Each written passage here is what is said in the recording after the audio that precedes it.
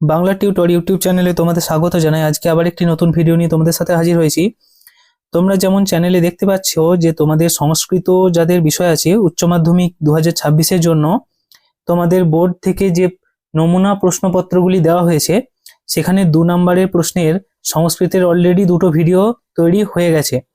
আজকের এই ভিডিওটিতে তোমাদের উচ্চ মাধ্যমিকের রাষ্ট্রবিজ্ঞান বিষয়ের নমুনা প্রশ্নপত্রের 2 নম্বরের যে সমস্ত প্রশ্নগুলো আছে তার প্রথম পার্ট এটা। অর্থাৎ আজকের এই ভিডিওটিতে আমরা রাষ্ট্রবিজ্ঞানের নমুনা প্রশ্নপত্রের অনেকগুলি প্রশ্নের উত্তর দেখে নেব। প্রথমেই বলে রাখি, ভিডিওটি একটি দীর্ঘ হবে, অর্থাৎ অনেকটা বড় হয়ে যাবে, কারণ অনেক প্রশ্ন আছে, তো অবশ্যই মনোযোগ সহকারে দেখবে। দেখো, প্রথমে আছে যে আন্তর্জাতিক সম্পর্ক মূল ধারণা উৎস, এই চ্যাপ্টার থেকে। আন্তর্জাতিক সম্পর্ক বলতে কি বোঝায়? উত্তর দেখো, আন্তর্জাতিক সম্পর্ক হলো এমন একটি শাস্ত্র যা বিশ্বের বিভিন্ন সার্বভৌম রাষ্ট্রের মধ্যেকার সম্পর্ক, তাদের পারস্পরিক আচরণ, বিভিন্ন আন্তর্জাতিক সংস্থা, অরাষ্ট্রীয় শক্তি ও বিশ্ব রাজনীতি নিয়ে আলোচনা করে। তারপরে দেখো আরেকটা এখানে প্রশ্ন আছে 2 নম্বরের, যে ইন্টারন্যাশনাল রিলেশন এই কথাটি প্রথম কে কত সালে ব্যবহার করেছিলেন? এটা জেফ্রি বেনথাম 1780 সালে প্রথম ইন্টারন্যাশনাল এই শব্দটি ব্যবহার করেন। তবে পাঠ্যশাস্ত্র হিসেবে আন্তর্জাতিক সম্পর্কের ধারণাটি পরে বিকশিত হয়েছিল। 3 নম্বরের প্রশ্ন দেখো, যে আন্তর্জাতিক সম্পর্কের যে কোনো দুটি গুরুত্বপূর্ণ ধারণা উল্লেখ করো। একটা হচ্ছে জাতীয় স্বার্থ বা ন্যাশনাল ইন্টারেস্ট, এটা হচ্ছে প্রতিটি রাষ্ট্র তার বিদেশ নীতি নির্ধারিত নিজের স্বার্থকে অগ্রাধিকার দেয়। ক্ষমতা, অন্য রাষ্ট্রের আচরণকে নিজের অনুকূলে প্রভাবিত করার সামর্থ্য একটা রাখে। তারপরে দেখো 4 নম্বরে অধ্যাপক হ্যান্স মর্গেনথাউ আন্তর্জাতিক সম্পর্ক বলতে কি বুঝিয়েছেন? মর্গেনথাউ এর মতে আন্তর্জাতিক সম্পর্ক হলো শক্তির লড়াই। তিনি মনে করেন আন্তর্জাতিক রাজনীতি মূলত ক্ষমতার রাজনীতির উপর বা পাওয়ারের পলিটিক্স নিয়েই গড়ে উঠেছে। 5 নম্বরে দেখো, যে মূলত কার উদ্যোগে এবং কত সালে সর্বপ্রথম আন্তর্জাতিক সম্পর্ক চর্চার উদ্যোগ গ্রহণ করা হয়েছিল? মূলত মার্কিন রাষ্ট্রপতি উইড্রো উইলসন 1919 সালে প্রথম আন্তর্জাতিক সম্পর্ক এই চর্চার প্রাতিষ্ঠানিক উদ্যোগ নেন। তারপরে দেখো 6 নম্বরের, কার উদ্যোগে এবং কোন বিশ্ববিদ্যালয়ে সর্বপ্রথম আন্তর্জাতিক সম্পর্ক চর্চার প্রাতিষ্ঠানিক প্রয়াস শুরু হয়েছিল? ডেভিড ডেভিস 1919 সালেই যুক্তরাষ্ট্রের ইউনিভার্সিটি অফ ওয়েলস এখানেই প্রথম আন্তর্জাতিক সম্পর্কের একটি আলাদা বিভাগ খোলা হয়েছিল। তারপরে দেখো, পামার ও পার্কিন্স আন্তর্জাতিক সম্পর্ক বলতে কি বুঝিয়েছেন? পামার ও পার্কিন্সের মতে আন্তর্জাতিক সম্পর্ক বলতে বিশ্বের সমস্ত মানুষের কার্যকলাপ, সম্পর্ক এবং তাদের প্রতিষ্ঠানের পারস্পরিক মিথস্ক্রিয়াকে বোঝায়, যা রাষ্ট্রীয় গণ্ডি ছাড়িয়ে বিস্তৃত। আন্তর্জাতিক সম্পর্কের সর্বজনগ্রাহ্য সংজ্ঞাটি লেখো। আন্তর্জাতিক সম্পর্ক হলো সামাজিক বিজ্ঞানের সেই শাখা যা বিভিন্ন সার্বভৌম রাষ্ট্রের মধ্যেকার রাজনৈতিক, অর্থনৈতিক, সামরিক ও সাংস্কৃতিক সম্পর্ক এবং আন্তর্জাতিক সংগঠন ও অরাষ্ট্রীয় সংস্থাগুলির ভূমিকা নিয়ে আলোচনা করে। তারপর দেখো, কে জে হলিস্ট আন্তর্জাতিক সম্পর্ক বলতে কি বুঝিয়েছেন? কে জে হলিস্ট এর মতে আন্তর্জাতিক সম্পর্ক বলতে বিভিন্ন দেশের মধ্যেকার মিথস্ক্রিয়া এবং সেই মিথস্ক্রিয়ার ফলে তৈরি হওয়া পরিস্থিতি ও ঘটনা প্রবাহকে বোঝায়। হার্টম্যান আন্তর্জাতিক সম্পর্ক বলতে কি বুঝিয়েছেন? ফ্রেডরিক হার্টম্যানের মতে আন্তর্জাতিক সম্পর্ক হলো এমন একটি প্রতিক্রিয়া যার মাধ্যমে রাষ্ট্রসমূহ তাদের বিরোধপূর্ণ জাতীয় স্বার্থগুলিকে সমন্বিত করার চেষ্টা করে। তারপরে দেখো, আন্তর্জাতিক সম্পর্ক বিষয়ে স্ট্যালিন হাফম্যানের সংজ্ঞাটি। স্ট্যালিন হাফম্যানের সংজ্ঞা হলো যে আন্তর্জাতিক সম্পর্ক হলো বিভিন্ন স্বাধীন রাষ্ট্র এককের মধ্যেকার প্রতিযোগিতা ও বিরোধ এবং সেই বিরোধ মেটানোর প্রচেষ্টা সংক্রান্ত বিষয়। কোন সময়ে পৃথক শাস্ত্র হিসেবে আন্তর্জাতিক সম্পর্কের আবির্ভাব ঘটে? প্রথম বিশ্বযুদ্ধের সময়, অর্থাৎ 1919 সালে প্রথম এটাকে একটা পৃথক শাস্ত্র হিসেবে শুরু হয়েছিল। তারপর দেখো, যে পলিটিক্স অ্যামং নেশন গ্রন্থটি কার লেখা? গ্রন্থটি কত সালে প্রকাশ হয়েছিল? এই গ্রন্থটি অধ্যাপক হ্যান্স জে মর্গেনথাউ এর লেখা, 1948 সালে প্রকাশ পেয়েছিল। কোন ঘটনার পরবর্তী সময়ে আন্তর্জাতিক সম্পর্ক পৃথক শাস্ত্রের মর্যাদা পেয়েছিল? এটা হচ্ছে 1914 থেকে 18 প্রথম বিশ্বযুদ্ধ চলাকালীন বিশ্ব শান্তি বজায় রাখা এবং যুদ্ধ প্রতিরোধের তাগিদে আন্তর্জাতিক সম্পর্ক একটি পৃথক রাষ্ট্রের বা শাস্ত্রের মর্যাদা একটা পেয়েছিল। তারপর দেখো, আন্তর্জাতিক সম্পর্ক এবং আন্তর্জাতিক রাজনীতির মধ্যে দুটি পার্থক্য কি? দেখো পরিধি আর প্রকৃতির মধ্যে পার্থক্য আছে। আন্তর্জাতিক সম্পর্ক আর আন্তর্জাতিক রাজনীতি এই দুটোর মধ্যে পার্থক্য কি? পরিধি, আন্তর্জাতিক সম্পর্কের পরিধি অত্যন্ত ব্যাপক, যা রাষ্ট্রগুলির মধ্যে রাজনৈতিক, অর্থনৈতিক, সামাজিক, সাংস্কৃতিক সমস্ত সম্পর্ক নিয়ে আলোচনা করে। অন্যদিকে আন্তর্জাতিক রাজনীতি প্রধানত রাষ্ট্রগুলির রাজনৈতিক সম্পর্ক এবং ক্ষমতার লড়াইয়ের মধ্যেই সীমাবদ্ধ থাকে। এটা হলো পরিধি। আর প্রকৃতি, আন্তর্জাতিক সম্পর্ক একটি সামগ্রিক বিষয়, কিন্তু আন্তর্জাতিক রাজনীতি একটি তার অংশ মাত্র, এটা সামগ্রিক বিষয় নয়। তারপরে দেখো 16 নম্বরে আন্তর্জাতিক সম্পর্ক বিষয়ে লেনিনের ভূমিকা অতি সংক্ষেপে লেখো। লেনিন তার imperialism the highest stage of capitalism এই গ্রন্থে ব্যাখ্যা করেছেন যে পুঁজিবাদের সর্বোচ্চ স্তর হলো সাম্রাজ্যবাদ। তার মতে উন্নত পুঁজিবাদী দেশগুলি কাঁচামাল এবং বাজারের দখল নিতে গিয়ে নিজেদের মধ্যে যুদ্ধে জড়িয়ে পড়ে, যা আন্তর্জাতিক সম্পর্কের গতি প্রকৃতি নির্ধারিত করে বা নির্ধারণ করে। আন্তর্জাতিক সম্পর্কের বিবর্তনে শিল্প বিপ্লবের ভূমিকা কি ছিল? শিল্প বিপ্লবের ফলে উৎপাদিত পণ্য বিক্রির জন্য নতুন বাজারের সন্ধান এবং কাঁচামালের প্রয়োজন দেখা যায়। এর ফলে ইউরোপীয় দেশগুলির মধ্যে উপনিবেশ স্থাপনের প্রতিযোগিতা শুরু হয়, যা আন্তর্জাতিক সম্পর্কের ক্ষেত্রে সাম্রাজ্যবাদ ও বিশ্বায়নের প্রাথমিক ভিত্তি তৈরি করে। আন্তর্জাতিক সম্পর্ক বিষয়ে প্রাক্তন মার্কিন রাষ্ট্রপতি উড্রো উইলসন এর ভূমিকা কি ছিল? উড্রো উইলসন আন্তর্জাতিক সম্পর্কে আদর্শবাদী ধারণার অন্যতম প্রবক্তা ছিলেন। প্রথম বিশ্বযুদ্ধের পর বিশ্বশান্তি প্রতিষ্ঠার জন্য তিনি বিখ্যাত 14 দফা নীতি ঘোষণা করেছিলেন এবং বিশ্ব সংস্থা হিসেবে লিগ অব নেশন বা জাতিসংঘ বলে একটি প্রতিষ্ঠান তিনি গঠনের উদ্যোক্তা হয়েছিলেন। তারপরে দেখো কবে কি উদ্দেশ্যে জাতিসংঘ বা লিগ অফ নেশন গঠিত হয়েছিল? 1920 খ্রিস্টাব্দে 10ই জানুয়ারি জাতিসংঘ গঠিত হয়। এর প্রধান উদ্দেশ্যটাই ছিল যে ভবিষ্যৎ বিশ্বযুদ্ধ রোধ করা, আন্তর্জাতিক সহযোগিতা বৃদ্ধি করা এবং আলাপ আলোচনার মধ্যে দেশগুলির মধ্যে বিবাদ মীমাংসা ঠিক করে সেটাকে বিশ্বশান্তি বজায় রাখা। 1948 সালে প্যারিসে ইউনেস্কো সম্মেলনের বিষয়বস্তুগুলি সবচেয়ে বেশি গুরুত্ব দেওয়া হয়েছিল কি বিষয়ের মধ্যে এবং তার গুরুত্ব? আন্তর্জাতিক সম্পর্কে পঠন পাঠনকে একটি স্বতন্ত্র শাস্ত্র হিসেবে গঠন করার জন্য আর কি গুরুত্ব দেওয়া হয়েছিল। বিভিন্ন দেশের পাঠ্যক্রমে আন্তর্জাতিক শান্তি ও মৈত্রী প্রচারের বিষয়ে অন্তর্ভুক্ত করা হয়। তারপর দেখে 21 নম্বর আন্তর্জাতিক সম্পর্ককে স্বতন্ত্র বিষয় হিসেবে গণ্য করার পক্ষে যুক্তি দাও।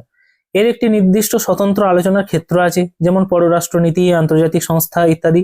এর নিজস্ব গবেষণা পদ্ধতি এবং তত্ত্ব যেমন বাস্তববাদ, উদারনীতিবাদ এই সবগুলো রয়েছে। 22 নম্বর প্রশ্নে চলে যাই। দেখো সম্মিলিত জাতিপুঞ্জ কবে কি উদ্দেশ্যে প্রতিষ্ঠিত হয়েছিল? 1945 খ্রিস্টাব্দে। সালগুলোকে খুব সুন্দর করে দেখো মনে রাখবে। 1945 খ্রিস্টাব্দে সম্মিলিত জাতীয়পুঞ্জ গঠিত হয় বা প্রতিষ্ঠিত হয়। এর প্রধান উদ্দেশ্য ছিল বিশ্ব শান্তি এবং নিরাপত্তাকে সুনিশ্চিত করা, আন্তর্জাতিক আইনের প্রতি শ্রদ্ধা প্রদর্শন এবং সামাজিক অর্থনৈতিক উন্নতির জন্য কাজ করা। আন্তর্জাতিক সম্পর্কের মূল আলোচ্য বিষয় কি? আন্তর্জাতিক সম্পর্কের মূল আলোচ্য বিষয় হলো বিভিন্ন সার্বভৌম রাষ্ট্রের পারস্পরিক সম্পর্ক, পররাষ্ট্রনীতি, আন্তর্জাতিক সংস্থা, বিশ্ব শান্তি, যুদ্ধ এবং বিশ্ব অর্থনীতি। আন্তর্জাতিক রাজনীতিতে ক্ষমতার গুরুত্ব অতি সংক্ষেপে লেখো। ক্ষমতা এই জিনিসটা আন্তর্জাতিক রাজনীতিতে কি গুরুত্ব রাখে? বাস্তববাদী তাত্ত্বিকদের মতে আন্তর্জাতিক রাজনীতির মূল চালিকা শক্তি হলো ক্ষমতা। প্রতিটি রাষ্ট্র তার জাতীয় স্বার্থ পূরণের জন্য ক্ষমতা অর্জন, বৃদ্ধি এবং প্রদর্শন করার চেষ্টা করে। ক্ষমতা ছাড়া একটি রাষ্ট্র আন্তর্জাতিক ক্ষেত্রে তার প্রভাব বজায় রাখতে পারে না। তারপরে দেখো আন্তর্জাতিক সম্পর্ক আলোচনায় আন্তর্জাতিক আইনের ভূমিকা সংক্ষেপে লেখো। আন্তর্জাতিক আইন রাষ্ট্রগুলোর আচরণ নিয়ন্ত্রণ করে, সংঘাত এড়াতে সাহায্য করে। এটি সমুদ্র সীমা, মানবাধিকার, যুদ্ধের রীতিনীতি নির্ধারণ করে রাষ্ট্রগুলোর মধ্যে একটি সুশৃঙ্খল সম্পর্ক বজায় রাখতে সাহায্য করে। 26 নম্বর প্রশ্ন দেখো আন্তর্জাতিক সম্পর্কের দুটি গুরুত্বপূর্ণ বৈশিষ্ট্য। এটি একটি গতিশীল, কারণ বিশ্ব পরিস্থিতির পরিবর্তনের সাথে এর বিষয়বস্তুরও পরিবর্তন হয়। এটি রাষ্ট্রকেন্দ্রিক হলেও বর্তমানে বহুজাতিক সংস্থা এবং আন্তর্জাতিক সংগঠনের ভূমিকা এখানে অনস্বীকার্য আছে। তারপর দেখো আন্তর্জাতিক সম্পর্কে বিকাশে বৈজ্ঞানিক বিশ্লেষণ ধারার প্রভাব সংক্ষেপে লেখো। দ্বিতীয় বিশ্বযুদ্ধের পর আচরণবাদী বিপ্লবের ফলে আন্তর্জাতিক সম্পর্কে বৈজ্ঞানিক বিশ্লেষণ শুরু হয়। এটি নিছক আদর্শবাদের বদলে তথ্য উৎপাদন বা পরিসংখ্যান ইত্যাদি নয়, এটা বাস্তব আচরণের উপরেও আলোচনার পথ প্রশস্ত করে। তারপরে দেখো কৌলম্বিস ও উলফ যে বিষয়গুলিকে আন্তর্জাতিক সম্পর্কের আলোচ্য বিষয়ের অন্তর্ভুক্ত করেছেন তার মধ্যে কোন দুটি বিষয় উল্লেখ্য? একটা হচ্ছে আন্তর্জাতিক রাজনীতি ও পররাষ্ট্রনীতি, আন্তর্জাতিক সংঘাত ও সহযোগিতা। তারপর দেখো পামার ও পার্কিন্স তাদের ইন্টারন্যাশনাল রিলেশন গ্রন্থে যে বিষয়গুলি আন্তর্জাতিক সম্পর্কে অন্তর্ভুক্ত করেছেন তার মধ্যে যে কোনো দুটি লেখো। আন্তর্জাতিক রাজনীতিতে ক্ষমতার লড়াই, আন্তর্জাতিক আইন ও সংগঠনের ভূমিকা। জোসেফ ফ্র্যাঙ্কেল কোন বিষয়গুলি আন্তর্জাতিক রাজনীতির অন্তর্ভুক্ত করেছেন? ফ্র্যাঙ্কেল প্রধানত পররাষ্ট্র নীতি প্রণয়ন প্রক্রিয়া, জাতীয় স্বার্থ, আন্তর্জাতিক সম্পর্কে সিদ্ধান্ত গ্রহণ প্রক্রিয়াকে গুরুত্ব দিয়েছেন। আন্তর্জাতিক রাজনীতিতে জাতীয় স্বার্থ বলতে কি বোঝায়? জাতীয় স্বার্থ হলো একটি রাষ্ট্রের সেই সব লক্ষ্য বা উদ্দেশ্য যা পূরণের জন্য রাষ্ট্রটি তার পররাষ্ট্র নীতির পরিচালনা করে, যেমন দেশের নিরাপত্তা রক্ষা, অর্থনৈতিক সমৃদ্ধি, এই সমস্ত বিষয়গুলো। আন্তর্জাতিক রাজনীতিতে ক্ষমতা বলতে কি বোঝায়? ক্ষমতা হলো অন্য রাষ্ট্রের আচরণকে নিজের ইচ্ছা মতো নিয়ন্ত্রণ করার সামর্থ্য। হ্যান্স মর্গেনথাউ তার মতে ক্ষমতা হলো মানুষের মনের উপর মানুষের নিয়ন্ত্রণ। আন্তর্জাতিক সম্পর্কের বিকাশে ঠান্ডা লড়াইয়ের ভূমিকা কি ছিল? সংক্ষেপে লেখো। ঠান্ডা লড়াই আন্তর্জাতিক সম্পর্ককে দুই মেরুতে বিভক্ত করে দিয়েছিলেন, আমেরিকা ও সোভিয়েত ইউনিয়ন। এর ফলে সামরিক জোট যেমন ন্যাটো গঠন, অস্ত্র প্রতিযোগিতা, তৃতীয় বিশ্বের দেশগুলির মধ্যে জোট নিরপেক্ষ আন্দোলনের জন্ম হয়েছিল। আন্তর্জাতিক সম্পর্কের বিকাশে সম্মিলিত জাতিপুঞ্জের গুরুত্ব কতটা? সম্মিলিত জাতিপুঞ্জ রাষ্ট্রগুলির মধ্যে আলোচনার একটি স্থায়ী মঞ্চ তৈরি করে। এটি বড় জন্য যুদ্ধ প্রতিরোধ, উপনিবেশগুলির স্বাধীনতা এবং বিশ্বজুড়ে মানবাধিকার রক্ষায় গুরুত্বপূর্ণ ভূমিকা পালন করেছিল। জাতিসংঘের ব্যর্থতার দুটি কারণ: শক্তিশালী দেশগুলির অসহযোগিতা, যেমন আমেরিকা সদস্য না হওয়া, নিজস্ব কোনো সেনাবাহিনী না থাকায় অগ্রাসী দেশগুলির বিরুদ্ধে কার্যকর ব্যবস্থা নিতে না পারা। বিশ্বব্যাপী শরণার্থী সংকট কিভাবে আন্তর্জাতিক সম্পর্ককে প্রভাবিত করেছে? শরণার্থী সংকট রাষ্ট্রগুলোর মধ্যে সীমান্ত বিবাদ বাড়ায়, সংশ্লিষ্ট দেশের অর্থনীতিতে চাপ সৃষ্টি করে এবং আন্তর্জাতিক স্তরে মানবাধিকার ও নিরাপত্তার প্রশ্ন তুলে ধরে।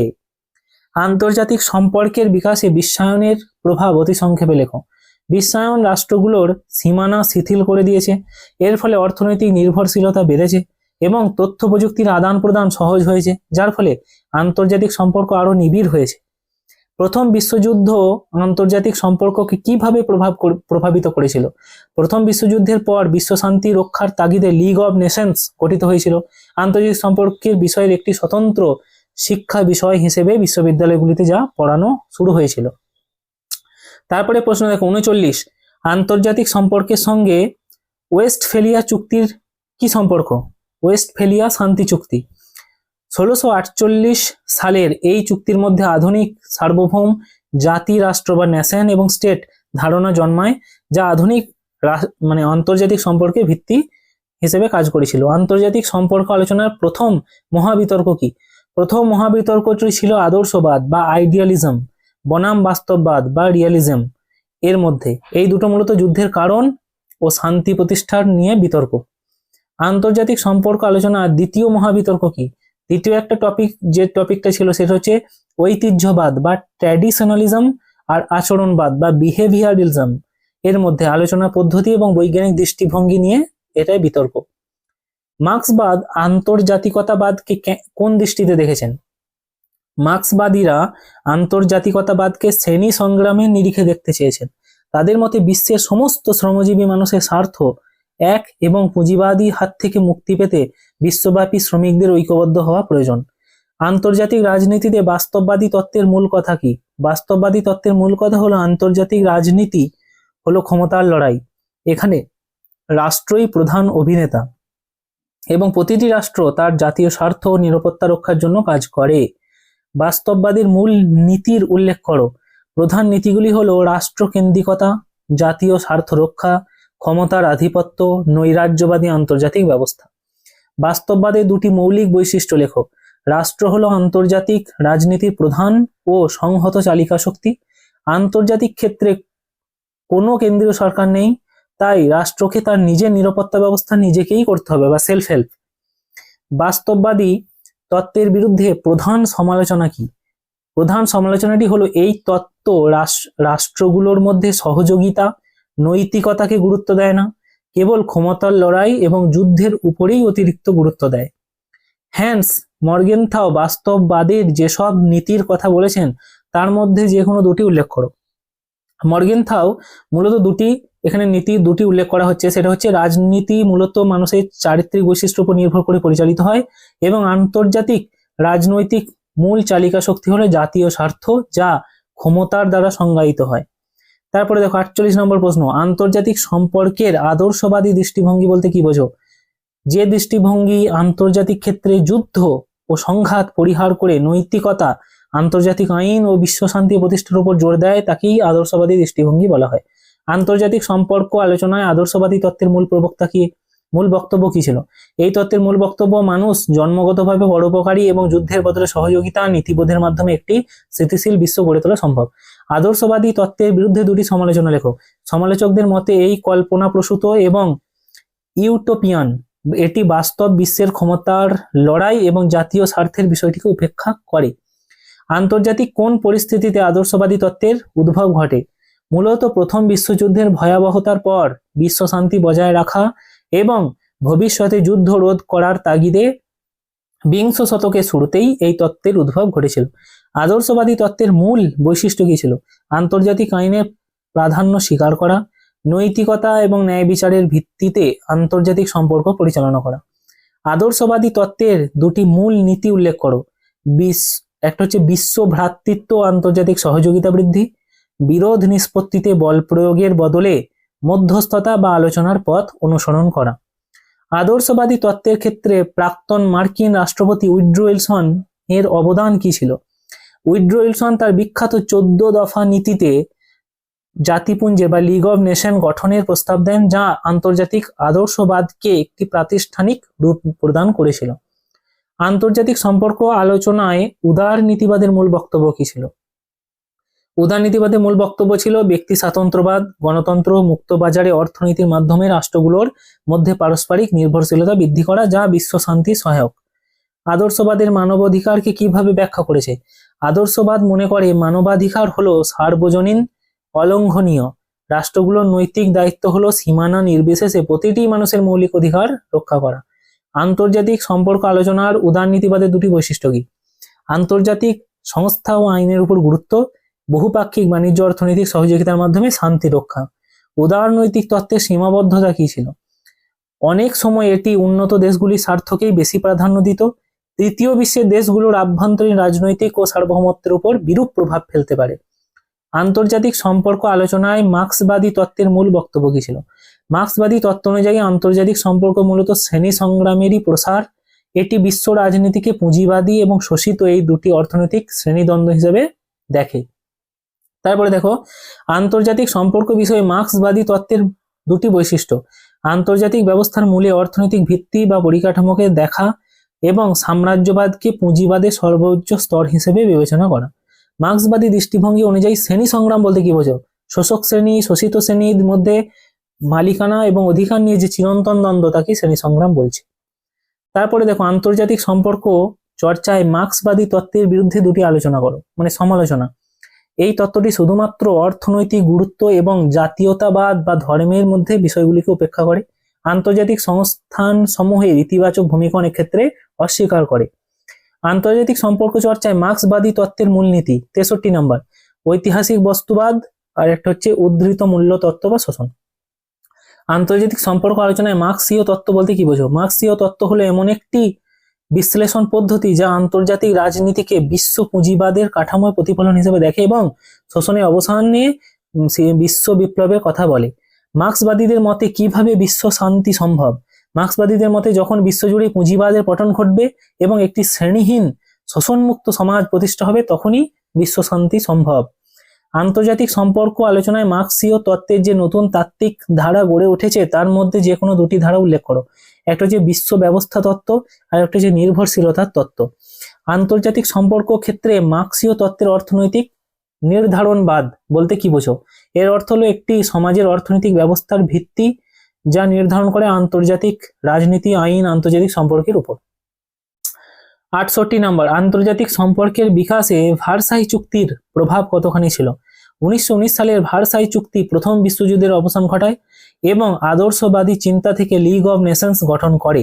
তবে জার্মানির উপর কঠোর শর্ত আরোপ পরবর্তীতে দ্বিতীয় বিশ্বযুদ্ধের পথকেও কিন্তু প্রশস্ত করে দেয়।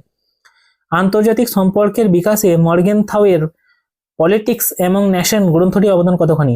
এই গ্রন্থটি আন্তর্জাতিক সম্পর্কে একটি পৃথক শাস্ত্র হিসেবে প্রতিষ্ঠা করেছিল এবং বাস্তববাদী তত্ত্বকে জনপ্রিয় করে তুলেছিল, ক্ষমতা রাজনীতিকে বিশ্লেষণ করেছিল। তারপরে দেখো, আন্তর্জাতিক সম্পর্কের বিকাশে ঠান্ডা লড়াই কিভাবে প্রভাব ফেলেছিল? ঠান্ডা লড়াই দুটি মেরুতে সোভিয়েত ইউনিয়নকে বিভক্ত করে এখানে সাময়িক জোট গঠন, পরিমাণ এবং অস্ত্র প্রতিযোগিতা, ছায়াযুদ্ধ প্রভৃতি নিয়ে ঠান্ডা লড়াই প্রভাব ফেলেছিল। এই আন্তর্জাতিক সম্পর্কের যে প্রশ্নগুলি এই পর্যন্তই আজকের এই পার্টে রইল। এরপরে দ্বিতীয় পার্ট, মানে এই ভিডিওর দ্বিতীয় যে পর্ব সেটা আসবে, সেটা অবশ্যই দেখবে। সেখানে আমি তোমাদের নমুনা প্রশ্নের রাষ্ট্রবিজ্ঞান বিষয়ের বাদ বাকি 2 নম্বরের প্রশ্নগুলো নিয়ে আলোচনা করব। তো এই পর্যন্ত এটা রইল।